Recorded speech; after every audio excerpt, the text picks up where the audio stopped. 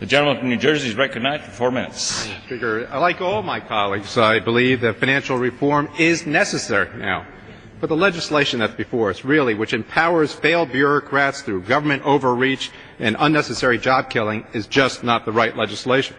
First, one of the major fundamental flaws with this 2,300-page bill is a section that basically empowers government bureaucrats with so-called resolution authority to basically pick winners and losers again, to continue that failed bailout philosophy.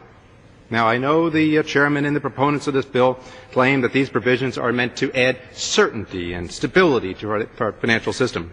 But when you think about it, when you set up an alternative to bankruptcy for failed firms so that there are now 2 potential tracks for failed firms to go down, that actually introduces more uncertainty for the financial markets, for the investors, for the counterparties, for our entire economy because of this bill.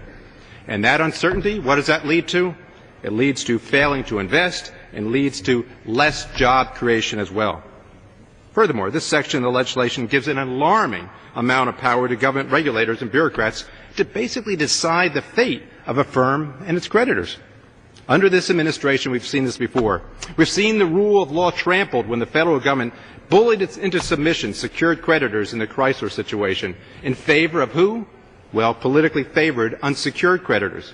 And what is this legislation? This would codify the ability of regulators to engage in similar conduct, further eroding confidence in our rule-based economy and sending investors where? To this country? No, to overseas, scattering to other opportunities rather than here in the U.S.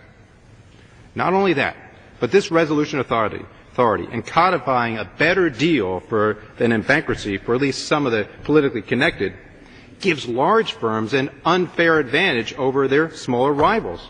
This then does what? It increases moral hazard by encouraging investment in firms that basically otherwise just don't deserve it. And this is a part of the problem that led to the demise that we've seen in other areas of our economy. I'm talking about Fannie Mae and Freddie Mac, the GSEs, which, by the way, is never touched in this legislation whatsoever. Another aspect of the problem with this bill is Big Brother. Big Brother overreach that didn't exist before. This bill creates 2 new government bureaucracies, including the so-called Office of Financial Research, that will have unprecedented power to track the financial activities of everyone here and everyone in the entire United States. You're taking money out of the ATM? That's tracked. You're trying to set up a new credit card? That'll be tracked. Information about any one of your consumer transactions, that will now be able to be tracked and gathered without anyone's approval, any citizen's approval. And it will be monitored by who? Basically by unelected and unaccountable bureaucrats here in Washington, with few or hardly any constraints whatsoever on how they're going to use the information or when they're going to use the information. Then there's a section on derivatives, another massive, massive job killer. I joined with Congressman Frank Lucas. We offered an alternative to this bill in the last days that was basically the original House version of the bill. It had broad bipartisan support. Unfortunately, under pressure from Democrat leadership, not a single Democrat supported that House language in the final vote, despite the fact that very same language was originally sponsored by the Democrat Financial Services and Agricultural Committee chairman. Results of all this?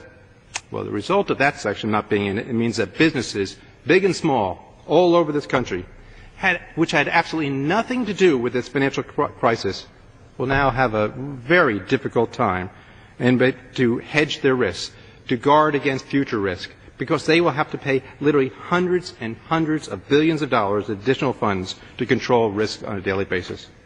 And what does that mean for all of us? More job losses. This bill is a job killer. And will raise prices, too, for every American across the country, whether you're talking about food prices, energy prices, you name it.